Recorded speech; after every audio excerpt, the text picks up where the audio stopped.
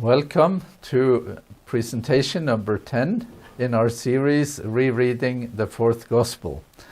The fourth Gospel has the story of Jesus the Revealer, and this presentation will deal with the words and the works, or in the opposite order, the works and the words. And I will feature this first text more than once, but we will begin by reading it just to set the stage for this concept or this discussion. So here we have in chapter 10, after the stories of the Sabbath healing in chapter 5 and chapter 9, we have a conversation taking place that we will look at more closely. And in the course of that conversation, we read that the Jews took up stones again to stone him. Jesus replied, "I have shown you many good works from the Father. For which of these are you going to stone me?" The Jews answered, "It is not for the good work that we are going to stone you, but for disrespectful words, blasphemy, because you, though only a human being, are making yourself God."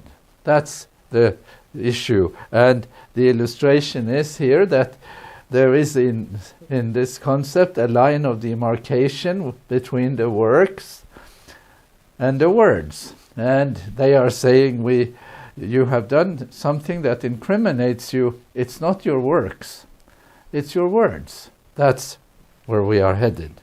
And just to make it clear again, the works are acceptable. Nothing wrong with the works. Smiling face. But the words are not acceptable. That's a problem. And there is frowning on that one. So I think we have the stage set to understand that this is not a minor issue in the Gospel of John. We can see that there is real danger here. There is really high risk. And we read in chapter 5, right after the Sabbath healing at the pool of Bethesda, "For this reason the Jews were seeking all the more to kill him." Works or words? Mostly words, we should imagine. "He did not wish to go about in Judea because the Jews were looking for an opportunity to kill him." And more texts of the same kind. "Why are you looking for an opportunity to kill me?" Chapter 7, both of those. "Is not this man whom they are trying to kill?" So some other people have picked up that there is real animosity and there is real danger to Jesus. And then Jesus addressing the problem in chapter 8, "I know that you are descendants of Abraham, yet you look for an opportunity to kill me." It's not looking good. And again, chapter 8, "But now you are trying to kill me." And then after the raising of Lazarus in chapter 11, from that day on, they planned to put him to death. And now it seems like there is more than just a sentiment. There is also somewhat of a plan. And I have put the illustration here, the healing of the pool of Bethesda, because that's where the first mention of a sentiment to do away with Jesus is starting. So let's look at the words. Let's consider three panels, three images in the Gospel of John that are focusing on the words. And the first one is the notion of bread from heaven. And we are reading now in chapter 6, which is a pretty pivotal chapter in the story. So after this, that is to say, after the healing of the paralytic by the pool, Jesus went to the other side of the Sea of Galilee, also called the Sea of Tiberias. A large crowd kept following him because they saw the signs that he was doing for the sick. Now the Passover, the festival of the Jews, was near. We are going to do this in a somewhat spotty fashion, but we are in the habit of putting things on the map So Jesus has gone from Jerusalem, let's see here, and he has gone by whichever way to the other side of the Sea of Galilee here. That's where we are in the story. And so let's read on. Yes, let's not read on. Let's look at the picture, because this story, the feeding of the 5,000, that story is found in all the Gospels, in Mark, in Matthew, in Luke, and in John. A long chapter in John, pretty long story also in Mark and Matthew. So all of the synoptic Gospels have this story in common, and they locate it in more or less the same area. And they tell the story in somewhat different ways, but you can tell that it is the same story. And here is a big painting by Tintoretto, who has done some amazing scene from the life of Jesus. And we have a boy with 5 loaves and 2 fishes. We have him here. And we have Jesus who distributes the bread. And we have the crowds here, and there is a huge crowd of people in the background here. And then we do not have, he doesn't do the sort of aftermath. Everyone eats, and then after they have eaten, Jesus says that you should gather up what is left over. And yes, they gather it up, and there are 12 baskets full of leftovers. There was more than enough food. That's the story, and now told pictorially. Let's do it back to the text. So this sign makes a huge impact, and Jesus realizes that there are sentiments in the crowd now that really want to, he has support. He could do big things. When Jesus realized that they were about to come and take him by force to make him king, he withdrew again to the mountain by himself. So the view that the crowds have, or the people have, is not exactly what he intended. Their idea of what he should do, of the role he should have, is not his idea of what role he wants to have. So when evening came, his disciples went down to the sea, got into a boat, and started across the sea to Capernaum. And there is a kind of sense of foreboding here. It was now dark, and Jesus had not yet come to them. So not only is there separation of Jesus from the crowds, there is also a sense of separation of Jesus from his disciples. They feel it, and he feels it. That's what we see here.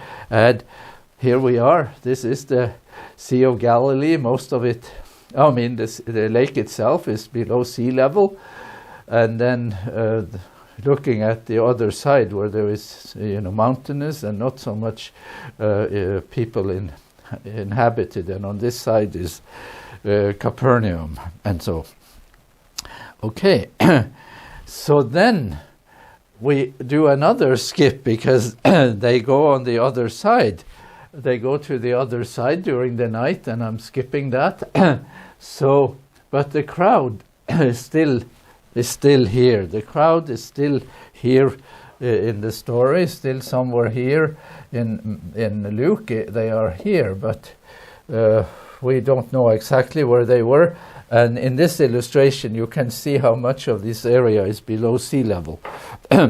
So when the crowd saw that neither Jesus nor his disciples were there, that is to say, they are not anymore on this side, they themselves got into the boat and went to Capernaum.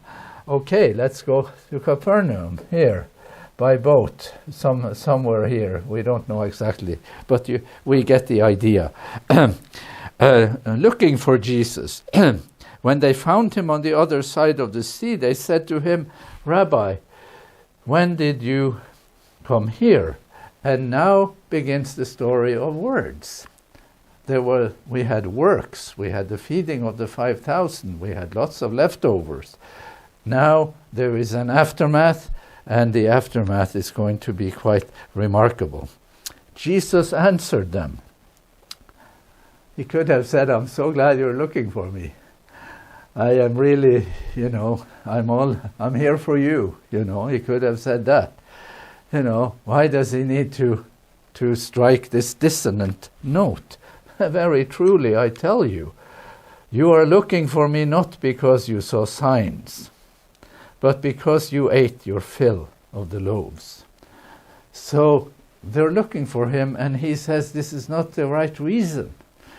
You have a view of what I will do that differs from what I will actually do. You saw a miracle. You didn't see a sign. You didn't see the connection between the deed and its meaning. That is what he is saying here. So they say to him, and this is quite a strange thing to, almost a little insulting. So they said to him, what sign are you going to give us then, so that we may see and believe you? What work are you performing? Sign as miracle, work as miracle. What work are you performing? Our ancestors ate the manna in the wilderness, as it is written, he gave them bread from heaven to eat. Then Jesus said to them, very truly I tell you, it was not Moses who gave you the bread from heaven, but it is my Father who gives you the true bread from heaven. For the bread of God is that which comes down from heaven and gives life to the world. And now you can see that the worlds have diverged. They are talking about physical bread, and there was physical bread. But he is now talking about spiritual bread. And he's not talking about bread that falls from the sky. He's talking about bread that comes from heaven. And heaven is where God is. So it's the bread that came from God, and not something that is sort of just understood in material, physical terms. So the paths are diverging here in the meaning. And on it goes.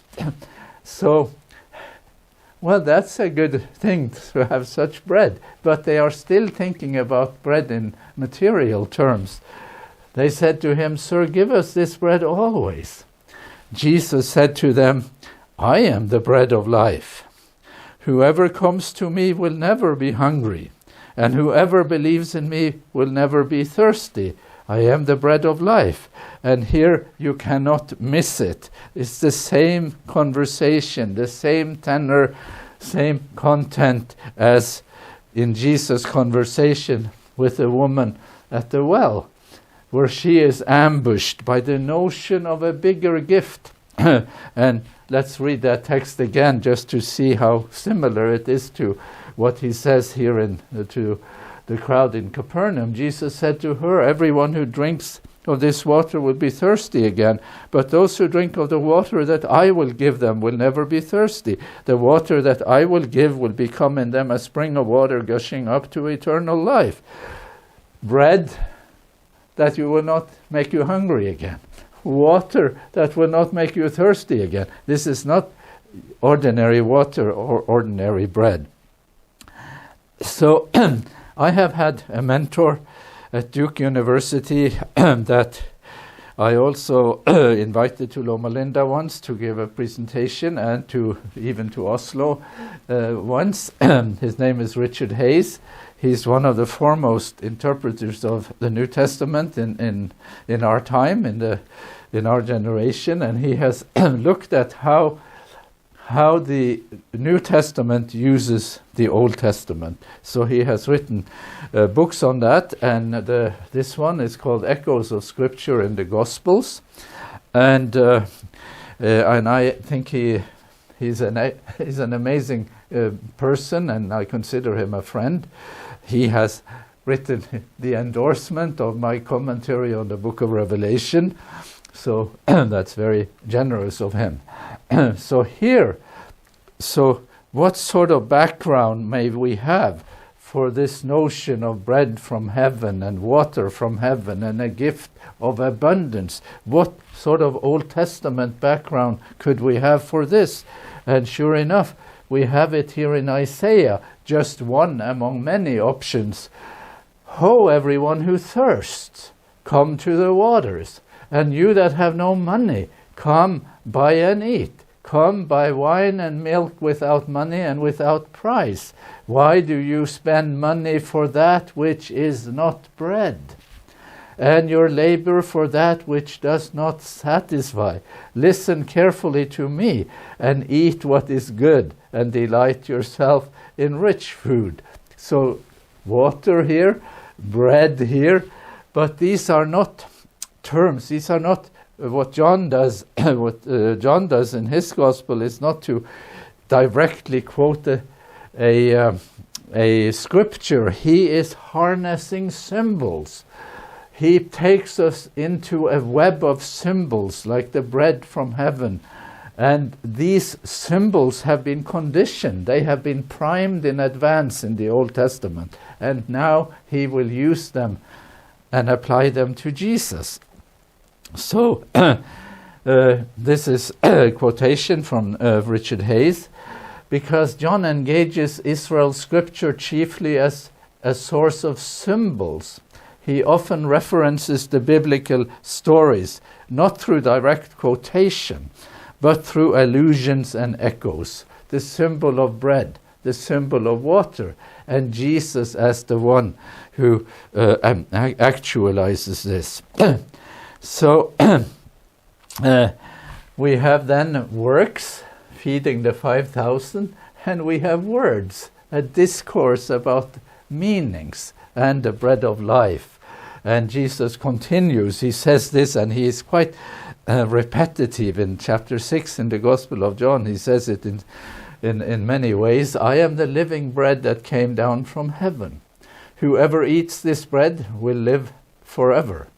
And the bread that I will give for the life of the world is my flesh, it's myself.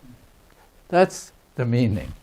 He said these things while he was teaching in the synagogue at Capernaum. Again, we get a little sort of reprieve and location. And this is a synagogue in Capernaum, but it isn't most likely the one from the time of Jesus. That one has also been found, but it is it is underneath, just barely excavated. But so this is a later synagogue.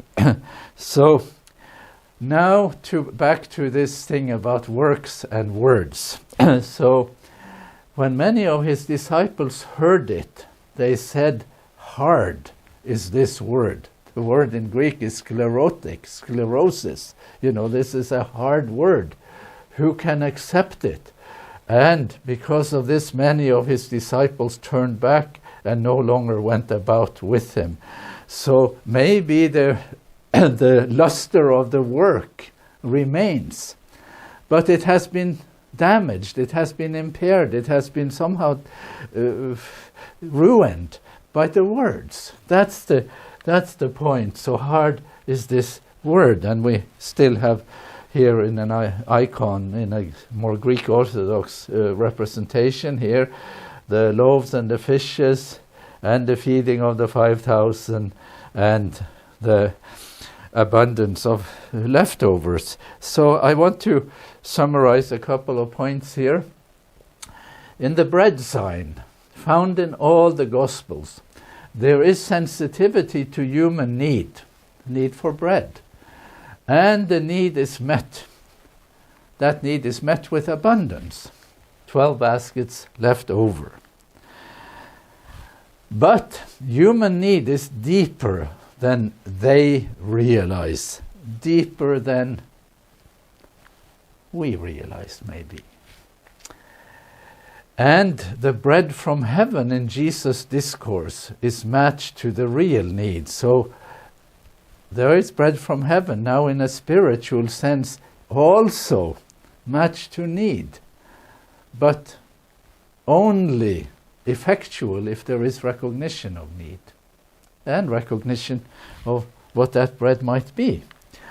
Then we could also say the works at face value are welcome, but the words offend. I think we can say that we have this works and words now from this symbol. Okay, let's do the next one. This is a text fragment, the story of the woman caught in adultery. That's a text fragment that sits loosely in the Gospel of John, because in some ancient manuscripts you don't find it there, you find it elsewhere. So it has a kind of independent sort of tenor, but it is considered authentic. So here we read it in chapter 8. Early in the morning he came again to the temple. All the people came to him, and he sat down and began to teach them. The scribes and the Pharisees brought a woman who had been caught in adultery, and making her stand before all of them, they said to him, "Teacher, this woman was caught in the very act of committing adultery. Now in the law Moses commanded us to stone such women. Now what do you say?" So this is maximum humiliation for the woman, making her stand before all of them. That's a sort of public trial, who cares? And then they want to be faithful to Moses, and he says that you should stone such women. And they wonder if he is going to be faithful to Moses. So what do you say? Well, what will he say? And I need to comment on the painting here. Rembrandt is surely maybe the greatest of all painters, even though I used to think he was my favorite painter, and then the illustration I used for this course, Lamentations by Michelangelo, actually moved into first place. But this is Rembrandt and the woman caught in adultery, and you can see how he illuminates the characters selectively, with the most of the light on her and some light on the face of Jesus. So it is a masterful painting. Let's read on. Jesus bent down and wrote with his finger on the ground. When they kept on questioning him, the question is, Moses said this, what do you say? When they kept on questioning him, he straightened up and said to them, "Let anyone among you who is without sin be the first to throw a stone at her." Let's stone her. Who goes first? I have a criterion for that. The one who is without sin, let him stone her. Now there is a person in that group who is without sin. That's true. That's also implied. But let's read again. And once again he bent down and wrote on the ground. When they heard it, they went away one by one, beginning with the elders, and Jesus was left alone with the woman standing before him. Jesus straightened up and said to her, "Woman, where are they? Has no one condemned you?" She said, "No one, sir." And Jesus said, "Neither do I condemn you. Go your way, and from now on do not sin again." And this is William Blake's illustration of Jesus writing in the sand. And here the accusers sort of leaving, going off, and there is she. And so then let's look at, this is the story. There are words also in this story, but then there is a commentary. And even though the story itself is sort of has a loose fit in the context of the Gospel of John, the comment here in chapter 8, verse 12 is pretty striking. Again, Jesus spoke to them, saying, "I am the light of the world. Whoever follows me will never walk in darkness, but will have the light of life." And then he spoke these words while he was teaching in the treasury of the temple, but no one arrested him because his hour had not yet come. So what Jesus is saying here is still fraught, still risky. There is still threat to him, and we get to know where he said it. So, and here, light that shines in the darkness. Well, I have 3 points about this one too. The light of the world here in chapter 8 and the light that shines in darkness in the prologue are light brought to bear on human misconceptions about God. You can say that with emphasis.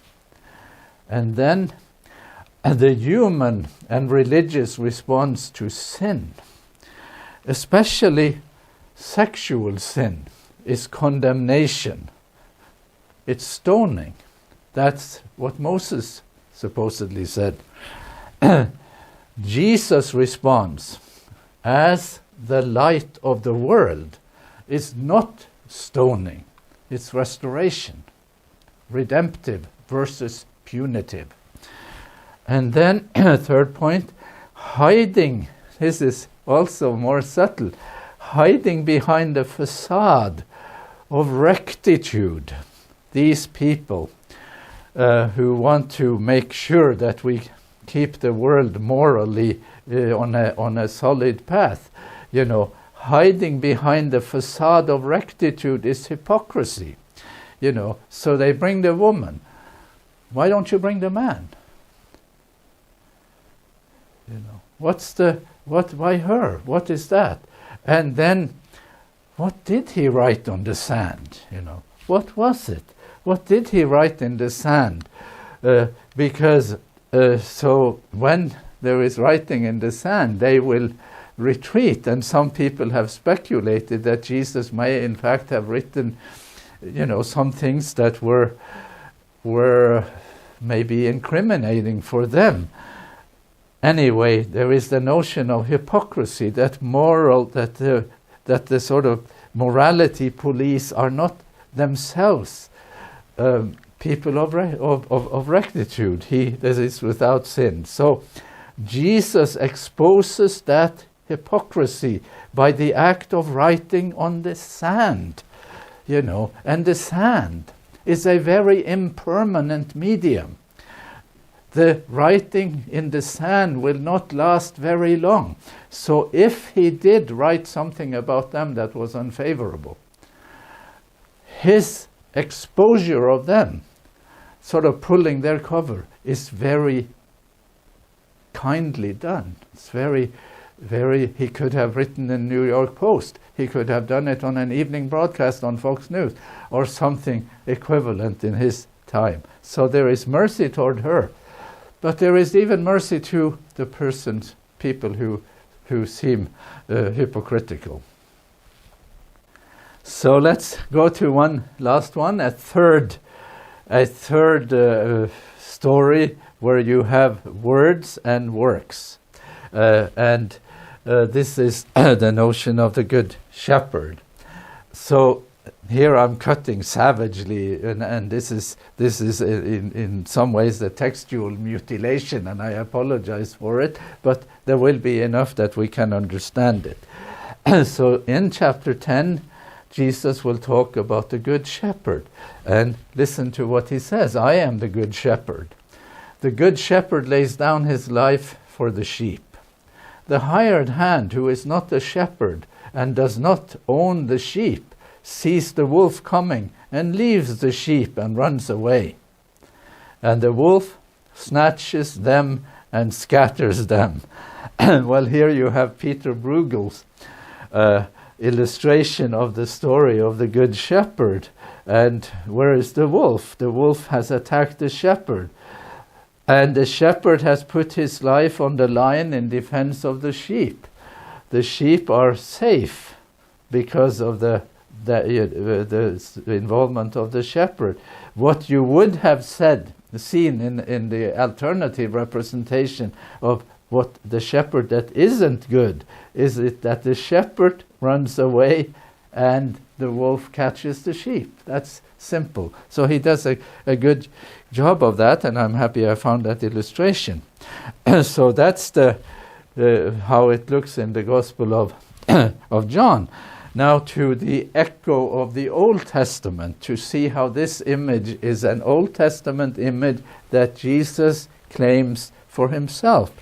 So in the book of Ezekiel, I will set up over them one shepherd, my servant David, and he shall feed them. He shall feed them and be their shepherd. And I, the Lord, will be their God, and my servant David shall be prince among them. I, the Lord, have spoken. So there is the notion that God has shepherds, that there is and Jesus is related to David here, and he is the good shepherd. There is every reason to believe that Jesus claims that text in Ezekiel for his own role in relation to the sheep. And this is an iconic representation of the sheep and the shepherd. So let's add this up just to assess this one. The Good Shepherd discourse assumes that humans are vulnerable like sheep. It is a statement about the human condition, the sheep-like status of humans. Humans are vulnerable like sheep, exposed to predatory forces that are bent on killing and destroying, and he mentions that several times in chapter 10. So it's not that easy to be human either.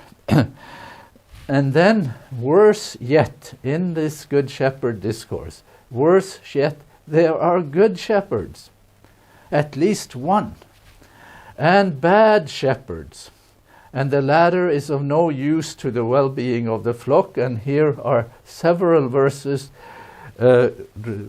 contrasting good and bad shepherds, and saying that the bad shepherds are in it for self-interest, and they run away when there is danger. They even might do hurtful things to the sheep on their own. And then the good shepherd is in it all the way. He puts his life on the line for the sake of the sheep, like Peter Bruegel has tried to show us here. All right, we have now done 3 images from the Gospel of John, the image of bread, the image of light, and the image of the Good Shepherd. We are now returning to the remainder, or the story with which I began in chapter 10. We are going to adjudicate, to judge, to sort of assess works and words in this Gospel. At that time, the festival of the dedication took place in Jerusalem. It was winter, and Jesus was walking in the temple, in the portico of Solomon. So the Jews gathered around him and said to him, "How long will you keep us in suspense? If you are the Messiah, tell us plainly." And this is a model of where of the temple, of Herod's temple, which was a big, imposing, very impressive building. And here one thinks that was where the portico of Solomon was located. So we have a place here.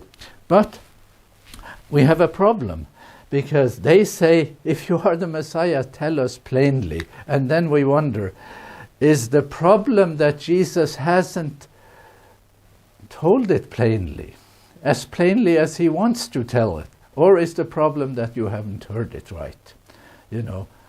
What is it you are looking for? What more should he say?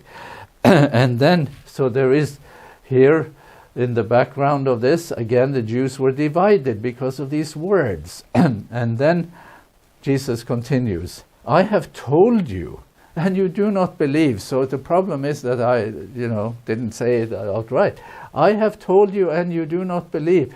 The works that I do in my Father's name testify to me. But you do not believe, because you do not belong to my sheep." So that's an issue. And then he says, "The Father and I are one." Well, those are big words. Those are big claims. And now we are back to the text that we had at the beginning. The Jews took up stones again to stone him. Jesus replied, "I have shown you many good works from the Father. For which of these are you going to stone me?" The Jews answered, "It is not for a good work that we are going to stone you, but for disrespectful words. Because you, though only a human being, are making yourself God." So here they set up a line of demarcation. Jesus says, well, the works.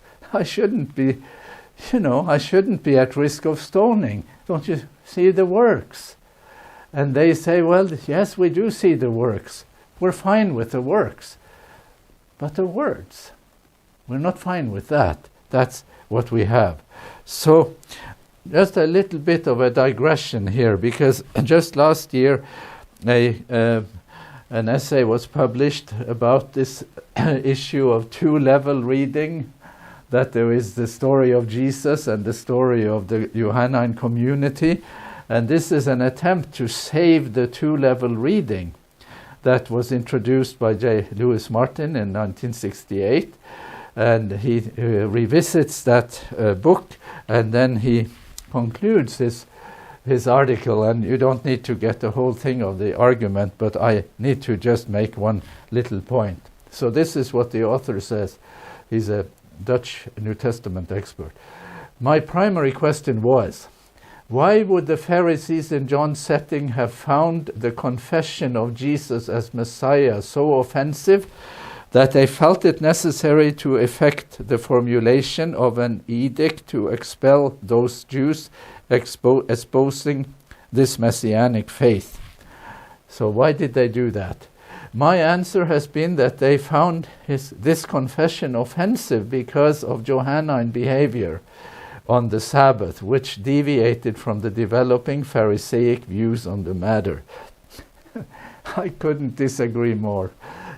So let me say what he is saying. He is looking at the text and saying that we also have the Johannine community featured here, and that there is a disagreement about how to keep the Sabbath, that there is an issue of works here.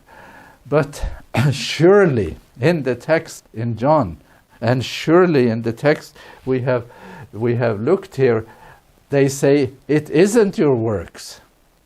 It isn't what you do. Not even what you do on the Sabbath. That's not the problem. The problem is what you say about it. That is the problem, the works. So forget about that. I just had to include it for the sake of completion in my own mind. So the surprising element here is that the critics, Jesus' critics, makes a distinction between works and words, and they say the works are acceptable, that the words are not acceptable. They make that distinction. The surprising thing is that in the course of this conversation in chapter 10 in the Gospel of John, Jesus will make that distinction too, and he will do his level best to accommodate their concerns. Let's see what he says. If I am not doing the works of my Father, then do not believe me. Finished. But if I do them,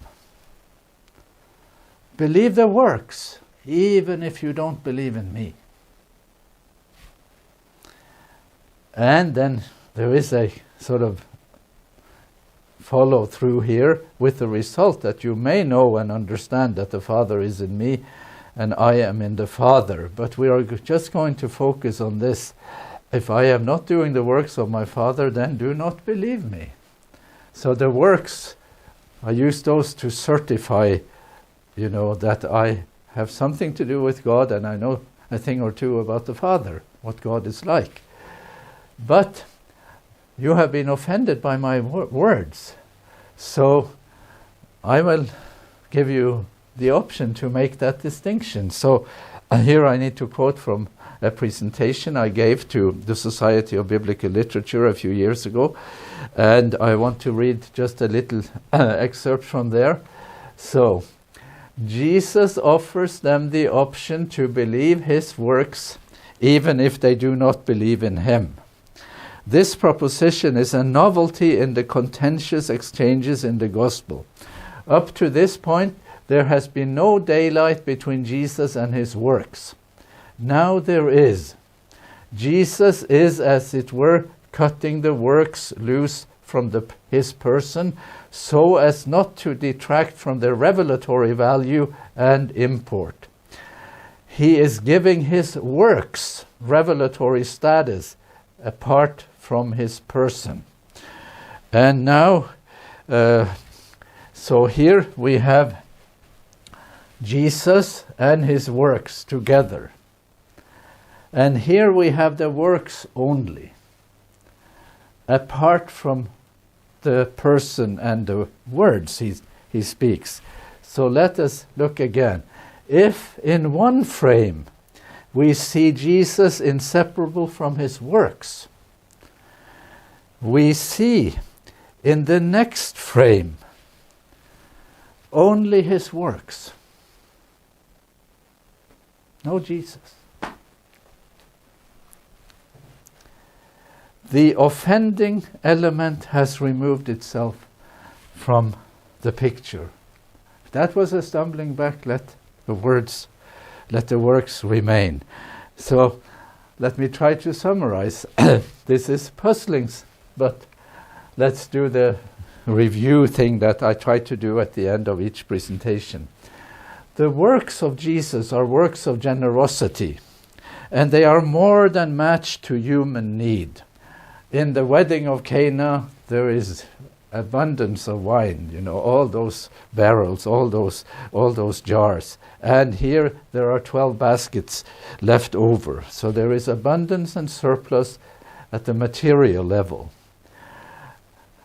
The words of Jesus offend, not only because they make offensive claims about his identity, but also because they make human need much greater than his critics are willing to accept. And you have maybe that coming to a head in the story of the woman caught in adultery, where his critics are very hypocritical. It's not good, So on their side, they are sort of the morality police, but the human need is much bigger than has been acknowledged on the side of humans, whether for bread or for light or for a good shepherd. All of those needs. So here is a third one. The works are meant to show what kind of person God is. They are works of the Father. That's what Jesus calls them again and again and again throughout this. So they are representative for the kind of person God is. The idea that the works can be separated from the words is a demanding proposition. Nevertheless, Jesus is the one who offers this option. Believe the works, even if you don't believe in me. You can have a long conversation about that in the sort of landscapes of religion in the world today, that time and now. Okay, I will close by showing this text where we are. At that time, the festival of the dedication took place in Jerusalem. This is the timing of the event. It was winter, and Jesus was walking in the temple, in the portico of Solomon. He's a man walking alone. It was winter, and there he is. And we will see what happens next.